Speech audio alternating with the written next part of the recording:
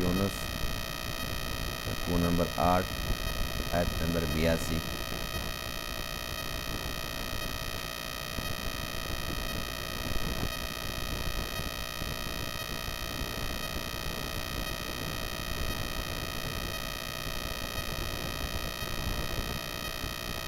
اعوذ باللہ من الشیطان الرجیم،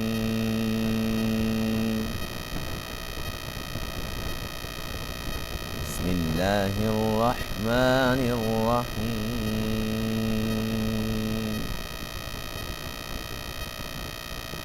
فما آمن لموسى إلا ذرية من قومه على خوف من فرعون وملئهم أن يفتنهم وَإِنَّ فِرْعَوْنَ لَعَالٍ فِي الْأَرْضِ وَإِنَّهُ لَمِنَ الْمُسْرِفِينَ۔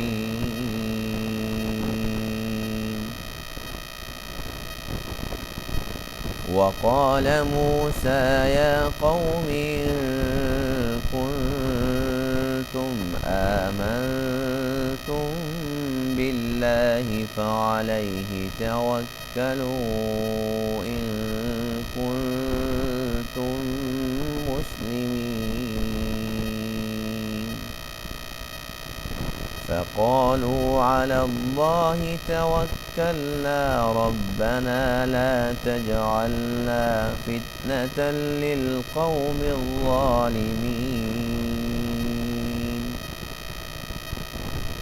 ونجنا برحمتك من القوم الكافرين۔ وأوحينا إلى موسى وأخيه أن تبوأ لقومكما بمصر بيوتا واجعلوا بيوتكم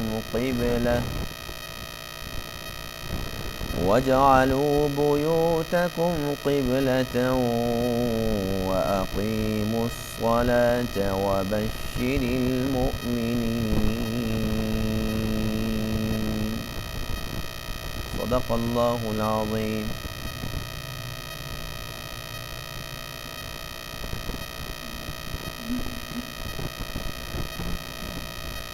آج کے درس میں آیت کریمہ میں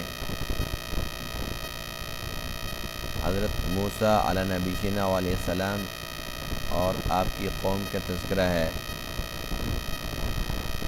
کہ جب موسیٰ علیہ السلام نے اپنی قوم کو تبلیغ فرمائی، اللہ کا پیغام پہنچایا،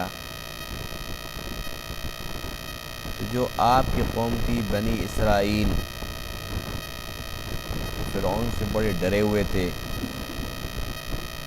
اس لیے ان میں سے جو نوجوان تھے، کچھ سارے نہیں، کچھ جو نوجوان تھے وہ ایمان بھی لے آئے اور اپنے ایمان کا اظہار بھی کر دیا۔ باقی بہت سارے لوگ ایسے بھی تھے جو ایمان تو لے آئے لیکن فرعون اور فرعونیوں کے ڈر سے اس کا اظہار نہیں کر پائے۔ جن لوگوں نے ایمان کا اظہار کیا، فرعون بڑا ظالم تھا، بڑا جابر تھا، اس نے بہت بڑی بڑی سزائیں دی انہیں۔ جب وہ مسلمانوں کو سزائیں دینے لگا تو وہ لوگ پریشان ہو گئے، گھبرا گئے اور کہنے لگے کہ اے موسیٰ، ہم تو پہلے بھی پس رہے تھے، آپ کے آنے کے بعد بھی پس رہے ہیں، ہمیں تو آپ کے اندر کچھ امید کی کرن نظر آئی تھی، لیکن جو حالات ہیں اس سے لگتا ہے کہ ہماری قسمت کے اندر یہی پسنا ہے۔ پہلے بھی تکلیف پھر تکلیف۔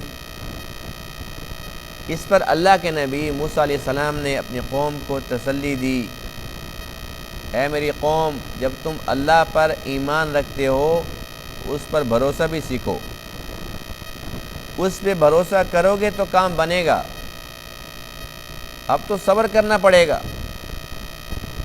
اور جب ہم سچے ہیں تو اللہ تعالیٰ ہمارے ساتھ ہے، اور اس دکھ تکلیف پر بھی اللہ کی طرف سے ہمیں اجر ملے گا، اور ہماری ہمیشہ ہمیشہ کی زندگی، آخرت کی زندگی ہماری بن جائے گی۔ تو وہ لوگ تھوڑے مطمئن ہو گئے، اور اس کے بعد پھر اللہ کی طرف متوجہ ہو گئے، پھر اللہ تعالیٰ سے دعائیں شروع کر دی کہ اے اللہ یہ بڑے ظالم لوگ ہیں، بس ان کے فتنے سے ہمیں محفوظ رکھ، اور اپنی رحمت کا معاملہ فرما، فضل کا معاملہ فرما۔ جب تک تیری رحمت، تیرا فضل شامل حال نہیں ہوگا، ہم ان کافروں سے بچ نہیں سکتے۔ اور اس دوران جو لوگ اپنے ایمان کو چھپائے ہوئے تھے، اللہ کا حکم تھا نماز پڑھو، تو اب یہ لوگ اگر نماز پڑھتے تھے، اگر مساجد کا رخ کرتے تھے، ظاہر سی بات ہے کہ ان کے لیے بڑی تکلیف تھی، ان کا ایمان ظاہر ہوتا تھا، ان کو بھی تکلیف ملتی۔ اس پر اللہ تعالیٰ نے موسیٰ علیہ السلام اور آپ کے بھائی ہارون علیہ السلام پر وحی بھیجی کہ آپ ایسا کرو کہ ایک تو مصر کے اندر ان کے لیے گھر بناؤ، دوسرا یہ کہ جو آپ کے گھر ہیں گھروں کے اندر ہی قبلہ بناؤ، یعنی کہ چھوٹی سی مسجد بنا دو، گھروں کے اندر نماز پڑھتے رہو، نماز کی چھٹی نہیں ہے۔ اور ساتھ یہ بھی حکم دیا کہ جو لوگ نماز پڑھ رہے ہیں، جو لوگ ایمان لا چکے ہیں، وہ جس حالت کے اندر بھی ہیں، ان کو خوشخبری سناؤ کہ تمہارا انجام بہت اچھا ہونے والا ہے۔ اس لیے کہ یہ اللہ کا وعدہ ہے کہ جو اصل نعمتیں ہیں، جو دائمی نعمتیں ہیں، وہ تو جنت میں ملیں گے۔ دنیا کے اندر تو ان کے نقشے ہیں، یہ اصل نہیں ہے۔ جیسے قرآن مقدس میں ہے وَأُوتُوا بِهِ مُتَشَابِهًا، کہ جب جنتیوں کو وہ پھل ملیں گے نا، تو وہ جو دنیا کے پھل ہیں ان کو یہ یاد آئیں گے۔ جب اصل انار ملے گا تو کہے گا اچھا اچھا اس کا نقشہ دیکھا ہوا ہے، وہ چھوٹا سا ہوتا تھا اتنا سا انار۔ جب ان کو کیلا نظر آئے گا، اوہ اچھا اچھا یہ کیلا ہے، وہ دنیا میں بھی تھا چھوٹا سا کیلا۔ تو شکلیں ایک جیسی ہوں گی۔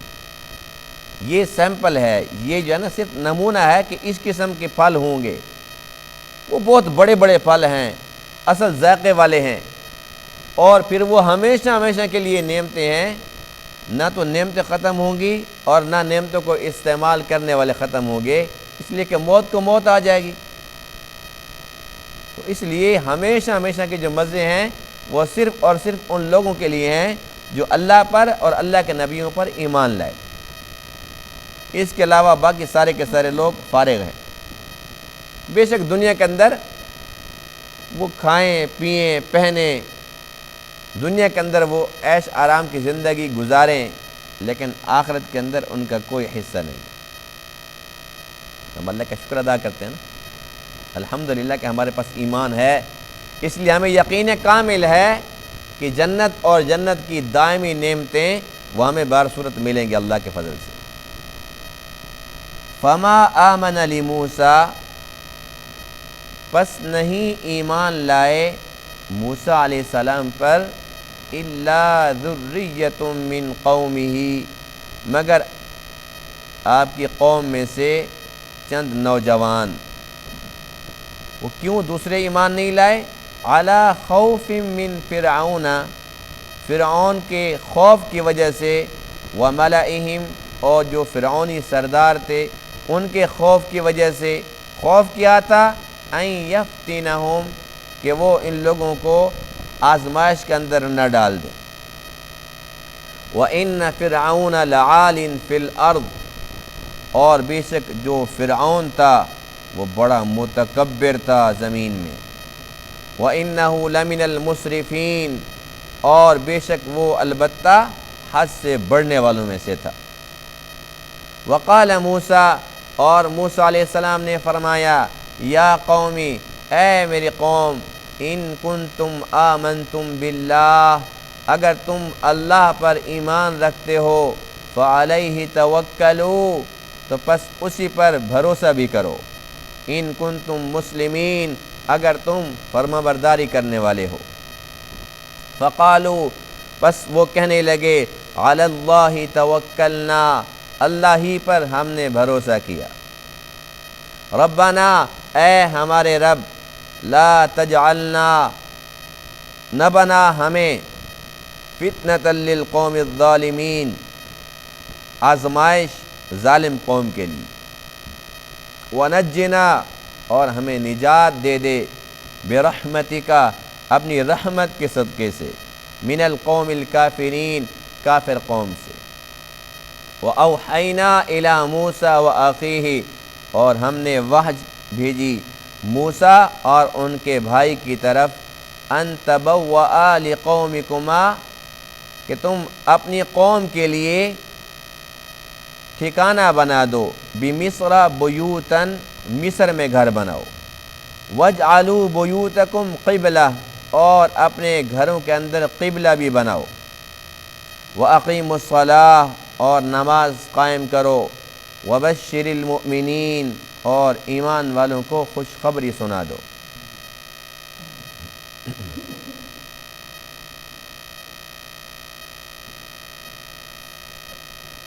ہر دور کے اندر جو مالدار طبقہ ہوتا ہے یہ سب سے زیادہ دین سے دور ہوتا ہے اور سب سے زیادہ نبیوں کا دشمن ہوتا ہے، الا ماشاء اللہ۔ بہت کم لوگ ایسے ہوتے ہیں جو مالداروں میں سے اللہ کے نبی کا ساتھ دیتے ہیں اور بہت جلد اسلام قبول کرتے ہیں۔ بات اکثریت کی ہو رہی ہے کہ اکثر ہر دور میں ایسے ہی ہوتے ہیں کہ مالدار مال کی محبت کے اندر وہ یہ محسوس کرتے ہیں کہ اگر ہم اسلام قبول کر لیتے ہیں تو عیش و آرام ختم، ہماری خواہشات ختم، ہماری منمانیاں ختم، بس پھر تو اللہ کے نبی کی بات ماننی پڑے گی۔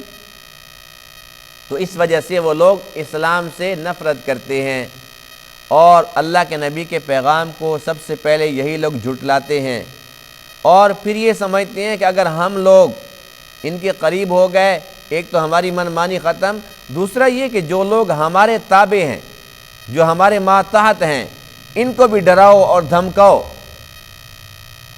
کہ اگر یہ لوگ ہمارے ہاتھ سے نکل گئے تو پھر ہماری نوکری کون کرے گا۔ ہر دور میں ایسا رہا ہے۔ اب دیکھیے بلال حبشی رضی اللہ تعالیٰ عنہ غلام ہیں، اب کافر ان کو کتنا مار رہے ہیں، کیوں مار رہے ہیں؟ کوئی قصور نہیں، قصور ایک ہی ہے کہ وہ کہتے ہیں احد احد احد، ایک ہے ایک ہے ایک ہے۔ اللہ کی وحدانیت سے ان کو چڑ ہے، وہ اس کو برداشت نہیں کر رہے، مار رہے، ہر وقت مارتے تھے، ہر وقت ستاتے تھے، اتنی تکلیفیں پہنچاتے تھے کہ بس اگر اللہ کی رحمت اور اس کا فضل بلال حبشی پہ نہ ہوتا تو کبھی بھی برداشت نہ کر پاتے۔ اس دوران ابو بکر صدیق رضی اللہ تعالیٰ عنہ کا گزر ہوا، آپ نے دیکھا کہ بلال کو مار لگ رہی ہے، تو آپ آگے بڑھتے ہیں اور آپ فرماتے ہیں کہ یہ غلام میں نے خریدنا ہے، مجھے دو۔ ابو بکر صدیق رضی اللہ تعالیٰ عنہ کی یہ شان ہے، اپنی ذات کے لیے نہیں، اللہ اور اس کے رسول کی رضا کے لیے بلال حبشی کو خریدا۔ جب خرید لیا تو وہ تکلیفیں ختم ہو گئی، اس کے بعد پھر آپ نے فرمایا کہ میں نے خریدا اور اللہ کی رضا کے لیے تجھے آزاد کر دیا۔ بس یہ دکھ تکلیف جو آپ کو پہنچ رہی تھی یہ مجھ سے برداشت نہیں ہو رہی تھی۔ دیکھنے والے برداشت نہیں کر پائے تو جن کے اوپر گزر رہی تھی ان کا کیا حال ہوگا؟ کیا صبر ہے بلال حبشی کا۔ اور یہ ایک مثال نہیں ہے، اسلام کے اندر کتنی ایسی مثالیں ہیں۔ اور اس امت کے اندر فرعون کون تھا؟ ابو جہل۔ اللہ کے نبی نے خود فرمایا تھا کہ میری امت کا فرعون ابو جہل ہے۔ جب غزوہ بدر کے اندر ابو جہل ہلاک ہو گیا، مر گیا مردود، حضور علیہ السلام نے اللہ کے حضور شکرانے کا سجدہ فرمایا اور فرمایا کہ الحمدللہ میری امت کا فرعون مر گیا۔ وجہ کیا تھی؟ جس طریقے سے وہ فرعون ظالم تھا، ابو جہل فرعون بھی ظالم تھا۔ ہر وقت یہی سوچتا رہتا تھا کس طریقے سے اسلام کو مسلمانوں کو نقصان پہنچاؤں، اور جو کوئی غریب اس کے ہاتھ میں آ جاتا تو اس کے اوپر تشدد کرتا، اس کے اوپر ظلم کے پہاڑ توڑ دیتا۔ اور یہ وہ وقت تھا، کئی لوگ ایسے بھی تھے جب اللہ کے نبی کی خدمت میں حاضر ہوئے، اے اللہ کے رسول میں نے اسلام قبول کر لیا ہے، اللہ کے نبی فرماتے ہیں کہ اس بات کو دل میں چھپا کے رکھو، انتظار کرو اس وقت کا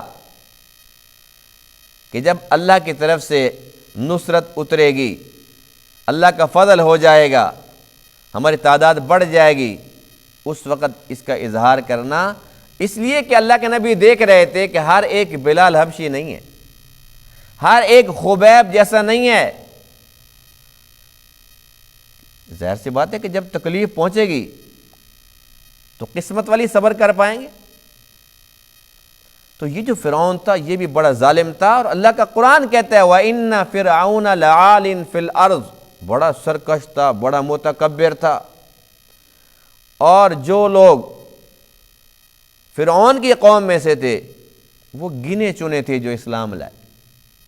ایک تو وہ شخص ہے جو آل فرعون میں سے تھا، وقال رجل مؤمن من آل فرعون یکتم ایمانہ، اپنے ایمان کو چھپاتا تھا۔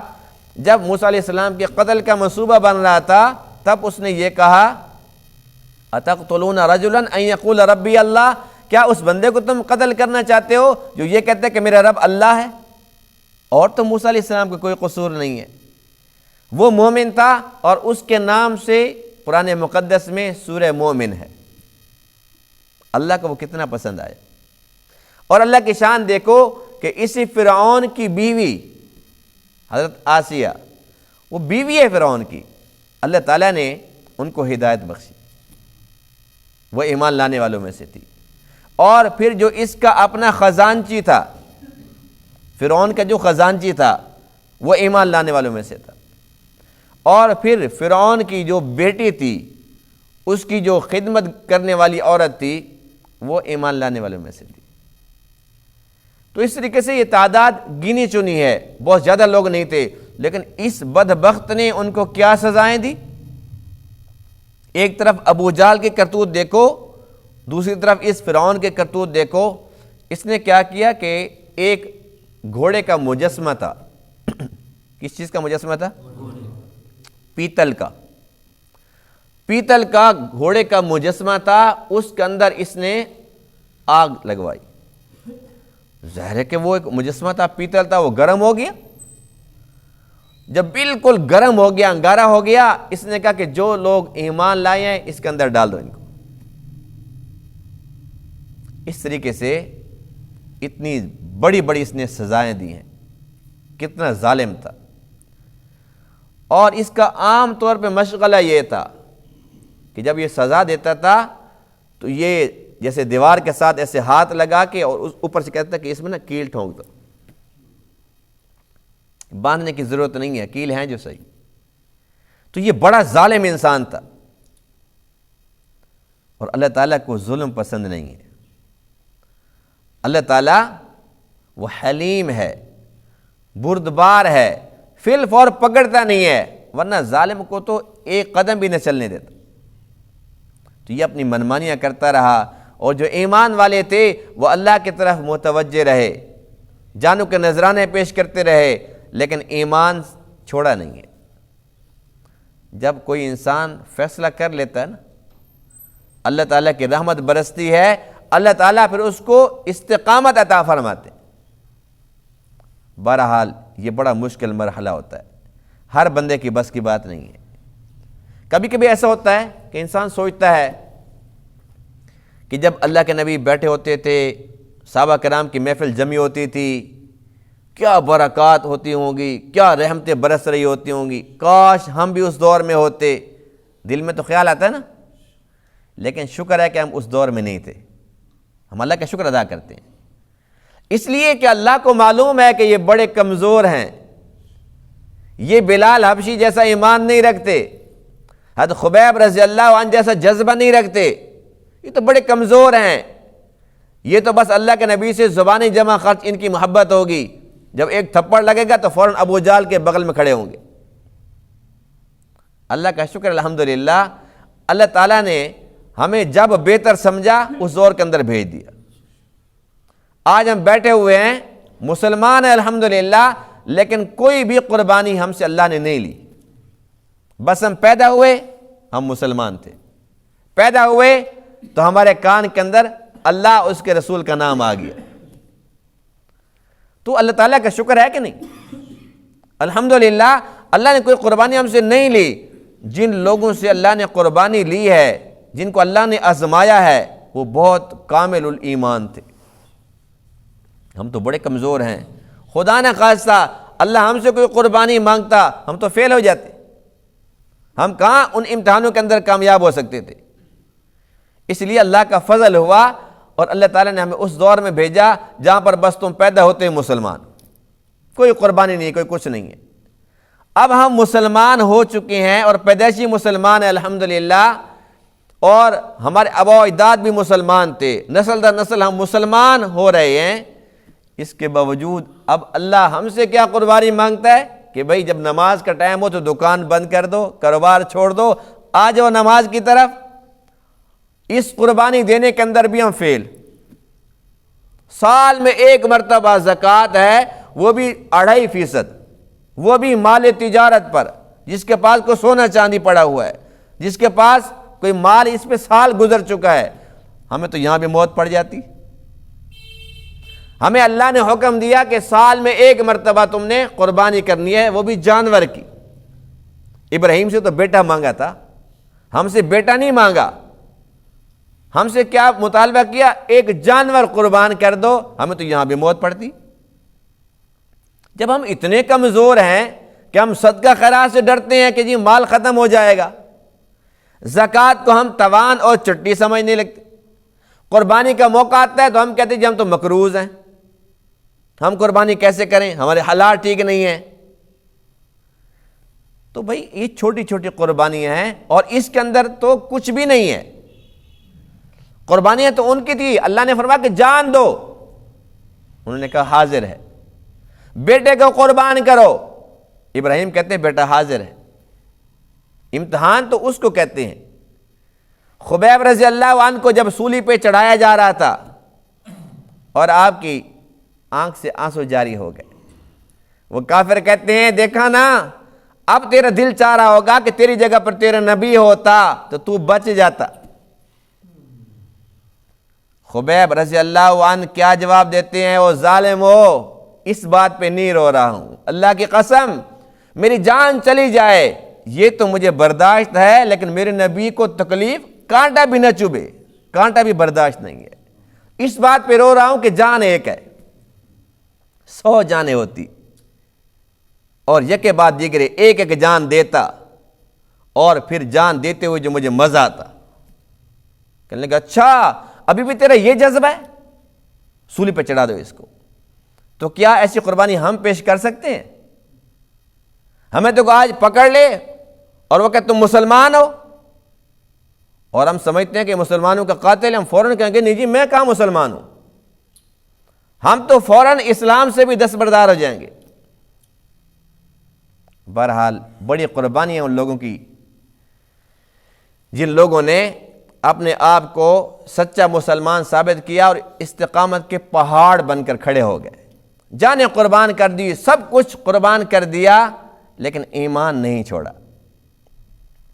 جس سے اللہ تعالیٰ جتنی بڑی قربانی لیتا ہے نا، اس کا درجہ بھی اتنا بلند ہوتا ہے۔ جن کی قربانیاں بڑی ہیں، ڈگریاں بھی تو پھر بڑی ملیں گی نا۔ ہم تو کہتے ہیں بس یہ جنت میں چلے جائیں گے، نہیں آخری درجہ بھی ہو، کوئی بات نہیں ہے۔ یہ ہمارا ایمان اتنا کمزور ہے نا، ہم کہتے ہیں جی بس چھوٹی سی جنت مل جائے وہ بھی بہت ہے۔ لیکن جو ہوتے ہیں کامل الایمان، وہ کہتے ہیں کیوں چھوٹی جنت کیوں؟ جب جنت میں جائیں گے تو جنت الفردوس میں کیوں نہ جائیں؟ جنت کے بلند ترین درجات ہمیں کیوں نہ نصیب ہوں؟ اس کے لیے وہ محنت کرتے ہیں، قربانیاں پیش کرتے ہیں۔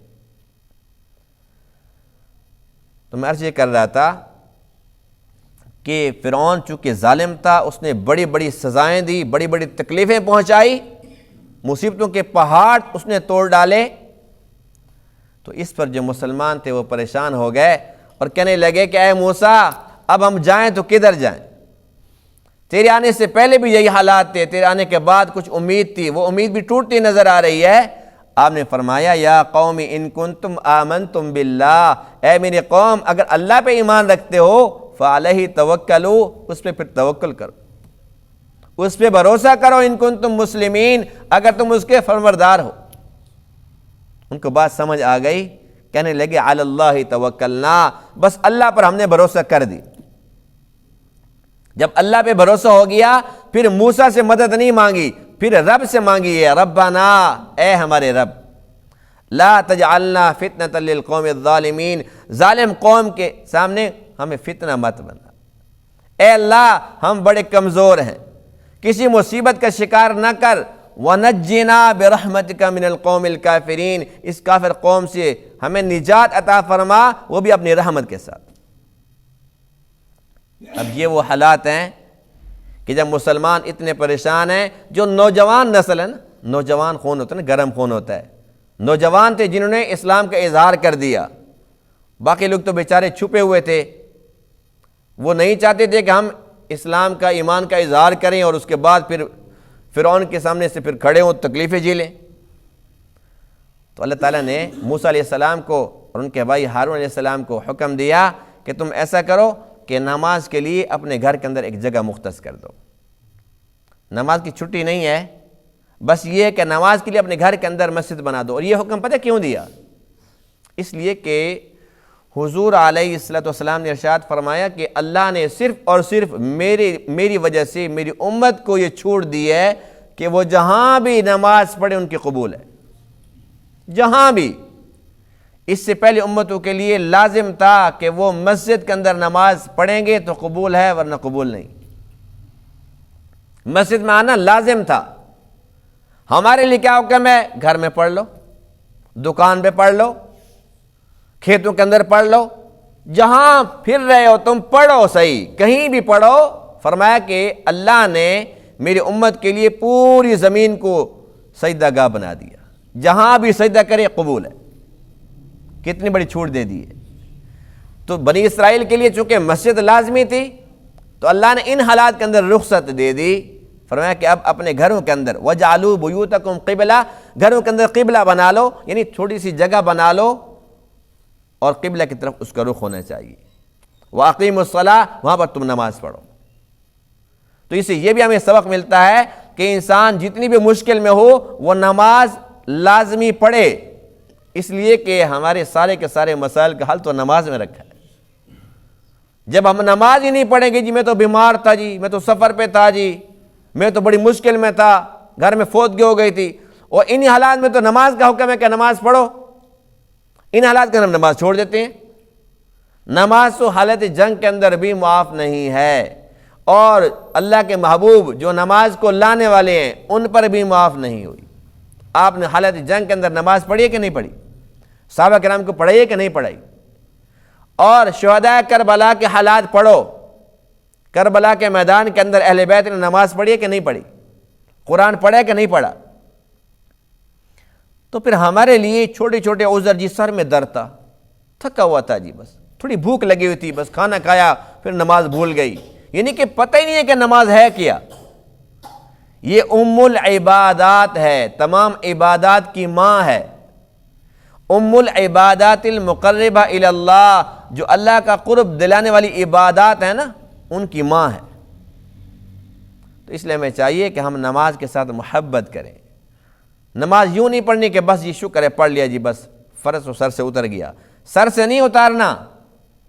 اللہ کی محبت میں نماز پڑھنی ہے، اللہ کا شکر ادا کرنا ہے کہ یا اللہ تیرا شکر ہے کہ اپنے حبیب کے صدقے سے ہمارے لیے چھوٹ دے دیے، جہاں بھی پڑھنا چاہتے ہیں ہم پڑھ سکتے ہیں، جہاں بھی سجدہ کریں تو انہیں قبول کر لی۔ نماز پڑھیں گے تو نماز پڑھنے کے ساتھ ہم ایک نمبر کے انسان بنیں گے، ایک نمبر کے مسلمان بنیں گے۔ جو نماز ہے نا، نماز ہمیں بہت کچھ سکھاتی ہے۔ ایک نمازی اور بے نمازی کی زندگی میں زمین و آسمان کا فرق ہوتا ہے۔ نمازی اگر چل رہا ہے نا گلی کے اندر، وہ ایک ایک نالی کو دیکھتا ہے، یہ پانی میرے کپڑوں پر نہ لگ جائے، چینٹے نہ پڑ جائیں، بارش میں چلتا ہے تو وہ کہتے ہیں میرے کپڑے ناپاک نہ ہو جائیں، یعنی کہ ہر حال کے اندر وہ کہتے ہیں میرے کپڑے ناپاک نہ ہو جائیں۔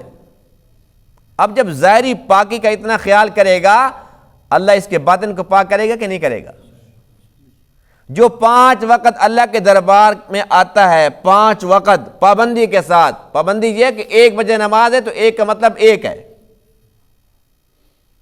نماز 7:45 ہے اس کا مطلب 7:45 ہے، یعنی 5 وقت جب وہ 1 منٹ کا خیال کر کے مسجد میں آتا ہے تو اس کو وقت کی پابندی کا درس ملتا ہے۔ جب کسی کے ساتھ یہ لین دین کرتا ہے، کوئی معاملہ کرتا ہے، اس کو وقت دیتا ہے تو اس کو احساس ہوتا ہے، کیونکہ 5 وقت جو اللہ کے سامنے آتا تھا، وقت کی پابندی کرتا تھا، تو اس کو اس کی عادت بنی ہوئی ہے۔ تو یہ چیز ہمیں کون سا عمل سکھاتا ہے؟ نماز سکھاتی ہے۔ تو نماز جو ہے نا وہ ہمارے ظاہر کو، باطن کو سنوارتی ہے۔ شیخ سعدی رحمہ اللہ نے لکھا ہے، فرماتے ہیں کہ جو بندہ بے نمازی ہو، اگر وہ قرض مانگے تو اس کو قرض بھی نہ دو، اس لیے کہ جس نے اللہ کے حق کا خیال نہیں کیا وہ تیرے حق کا کیا خیال کرے گا؟ تو نمازی کی یہ شان ہے کہ نمازی ہر وقت وہ اللہ کی طرح متوجہ رہتا ہے، جب اللہ کا بلاوا آیا، جب اللہ کا حکم آیا، سب کچھ چھوڑ دیتا ہے۔ تو نماز تو ہمیں بہت کچھ سکھاتی ہے، ہمیں انسان بناتی ہے، ہمیں مسلمان بناتی ہے، لیکن تب جب ہم نماز کو نماز سمجھ کے پڑھیں گے۔ تو اللہ تعالیٰ نے حکم دیا، اے موسیٰ، اے ہارون، آپ نے ان کو حکم دینا ہے، اپنے مسلمانوں کو حکم دینا ہے، اقیم الصلاۃ، نماز قائم کریں، وبشر المؤمنین، اور ایمان والوں کو خوشخبری سنانی ہے۔ ساری کی ساری خوشخبریاں تو ہیں ہی مسلمانوں کے لیے، مسلمان تو ہر حال کے اندر نفع میں ہے، خوشی ہے الحمدللہ یا اللہ تیرا شکر ہے، غمی ہے اس پہ صبر کرتا ہے، اگر شکر ادا کرتے تب بھی کامیاب ہے، صبر کرتے تب بھی کامیاب ہے، یعنی ہر حال کے اندر مسلمان تو ہے ہی نفع میں۔ تو اس لیے ہمیں چاہیے کہ اللہ کے وعدوں پر بھروسہ رکھیں اور نماز سے محبت کریں اور آخرت کے لیے ابھی سے تیاری کر لیں، اس لیے کہ بہت جلد ہم سب کی آنکھیں بند ہونے والی ہیں، بہت جلد ہم سے یہ توفیق چھین لی جائے گی۔ آج ہمارے پاس وقت ہے، ہم بہت کچھ کر سکتے ہیں آخرت کے لیے، لیکن پھر اگر کرنا بھی چاہیں گے تو نہیں کر پائیں گے۔ اللہ تعالیٰ نے تمام باتوں کو سمجھنے عمل کرنے کی توفیق عطا فرمائے۔ وآخر دعوانا الحمدللہ رب العالمین۔